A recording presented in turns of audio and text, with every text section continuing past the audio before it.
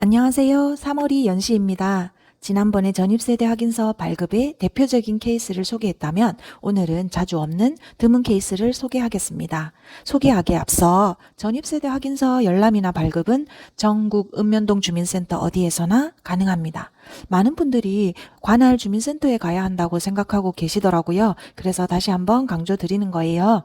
전입세대 확인서는 인터넷이나 무인민원 발급기에서는 발급이 불가능하고 전국 어디든 가까운 주민센터에 가셔서 발급 신청하시면 됩니다. 전입세대 확인서를 주로 발급하는 사람으로는 물건의 소유자, 임차인, 임차계약자, 매매계약자가 있습니다. 이에 대해서는 지난 영상에서 다뤘으니 궁금하시면 위 영상을 참고하시면 됩니다. 오늘은 경매 참가자, 경매 낙찰자, 신용정보업자, 근저당 설정자, 그 외 법인이 전입세대 확인서를 발급받으려는 경우를 자세히 다뤄볼 예정이니 끝까지 시청하시면 도움이 될 것 같습니다. 첫 번째, 경매 참가자입니다. 경매하려는 물건지 정보를 알아보고자 하는 경우입니다. 주민센터에 제출할 서류는 경매 일시와 물건 소재지가 명시된 공고문이나 대법원 경매 사이트 출력 자료입니다.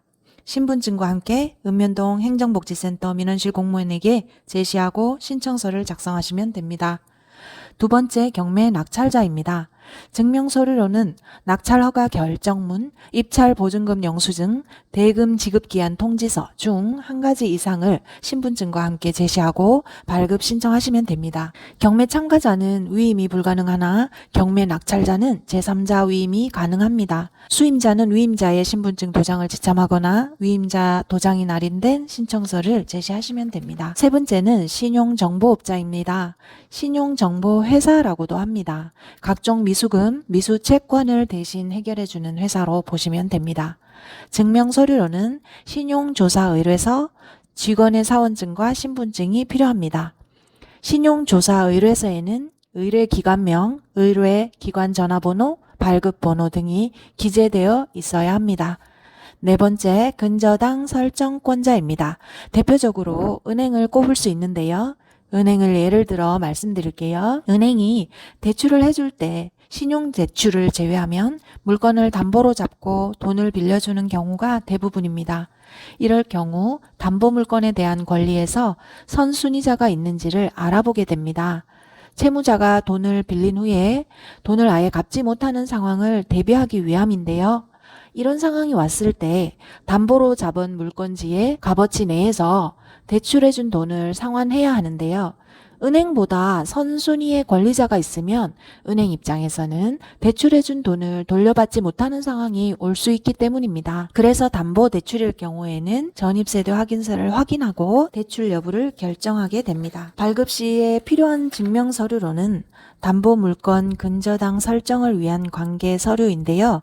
자세히 말하면 근저당권 설정 계약서, 대출 거래 약정서, 금융기관 내부 감정평가의뢰서 등과 전입세대 열람 신청서, 직원의 사원증과 신분증이 필요합니다.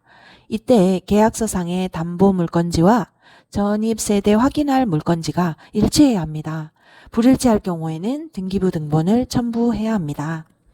직원 사원증 대신에는 재직 증명서도 가능하니 참고하시기 바랍니다. 다섯 번째, 개인이 아닌 법인이 전입세대 확인서를 발급할 경우입니다. 법인의 대표자가 직접 방문할 경우에는 사업자 등록증과 본인 신분증을 제시하면 됩니다.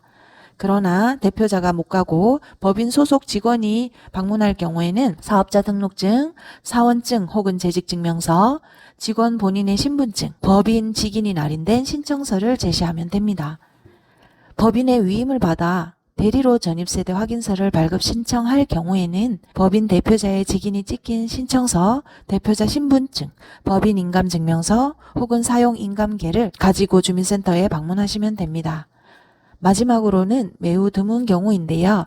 법원 집행관이 전입세대 확인서를 신청할 경우입니다. 법원장 발행 현황조사 명령서와 사원증 혹은 재직증명서, 집행관 본인 신분증을 제시하면 됩니다.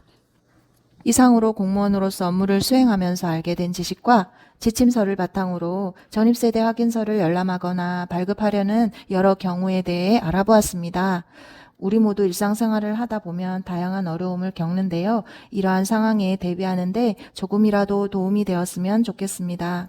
그럼 다음 시간에는 외국인에 대한 전입세대 확인은 어떻게 하는지에 대한 정보를 들고 찾아뵙겠습니다. 들어주셔서 감사합니다. 그럼 안녕.